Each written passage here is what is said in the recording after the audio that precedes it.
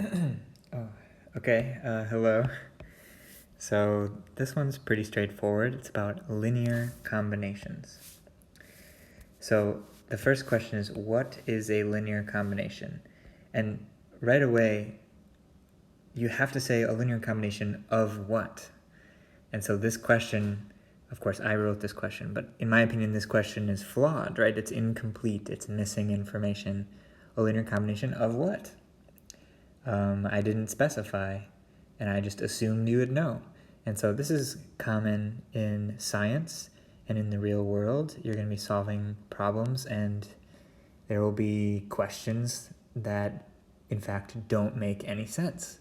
And your job as a problem solver is to either figure out that they don't make sense and demonstrate that to the person you're talking to, or figure out a way to make the question make sense and then solve the problem. But anyway, so what I do is I make the question make sense. A linear combination of vectors v1, v2, v3, all the way up to some vk, like maybe maybe k is 7, so there's 7 of these. Maybe k is 3, so I just have v1, v2, and v3. And each of those is in Rn. And this is sort of the notation we use. If I put like this, then it would sort of make no sense, because this seems like it's a tuple with k items.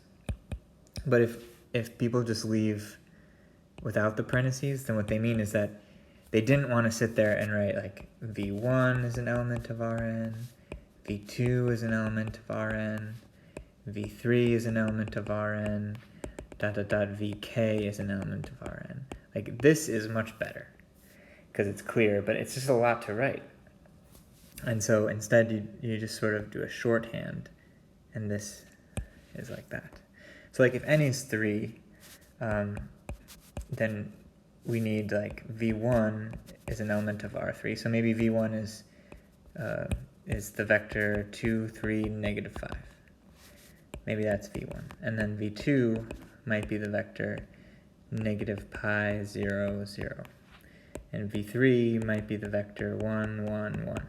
And v4 might be the vector 1, 2, 3, etc., etc., etc.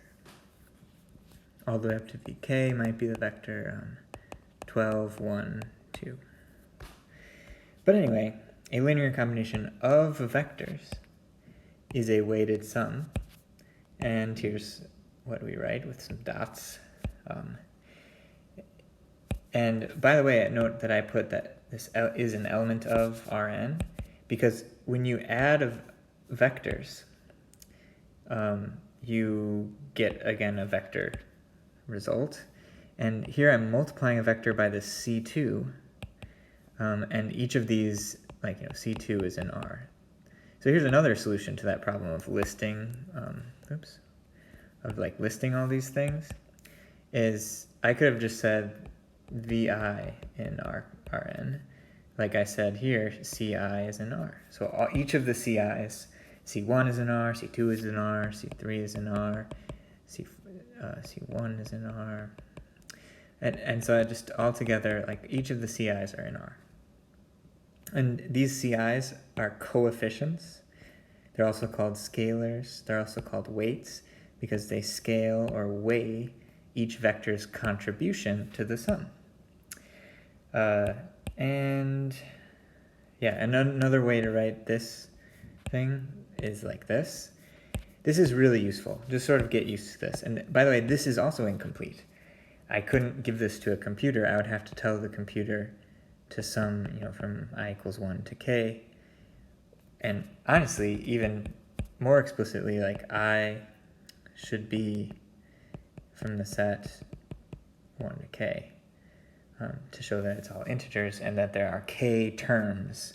This is a term, this is a term, this is a term. Terms, like that, are the things that you add together. You'd add together terms, and you multiply together factors. So like each of these terms, like this term, has 2 factors. The ck is a factor, and the vk is a factor. I call them factors because they're multiplied together. And this language of terms and factors is really useful language. But anyway, regardless of what you would write down, whether this way or this way, a linear combination of vectors is a weighted sum where the weights are real numbers and you add together the vectors after they've been scaled or stretched by each of these real numbers. Since V in R, okay, what's the question? B. How is any V in R2 a linear combination of these special vectors called E1 and E2? How is any V a linear combination of these E1, E2? Well, since V being in R2, what does this symbol mean? This symbol means that V is a tuple of two real numbers, where V1 is a real number and V2 is a real number. Okay, well then, I mean, if this is E1 and this is E2, then all I do is I just scale E1 by V1, and I would get V1 comma 0. And then I scale E2 by V2, and I would get 0 comma V2. Then I add them together, and I get V1, V2. Okay, so this is my answer. Okay, how is this particular vector in R3 a linear combination of E1, E2, E3? Now notice, like, this E1 is different than this E1. They live in different dimensional spaces, but you kind of see they play the same role.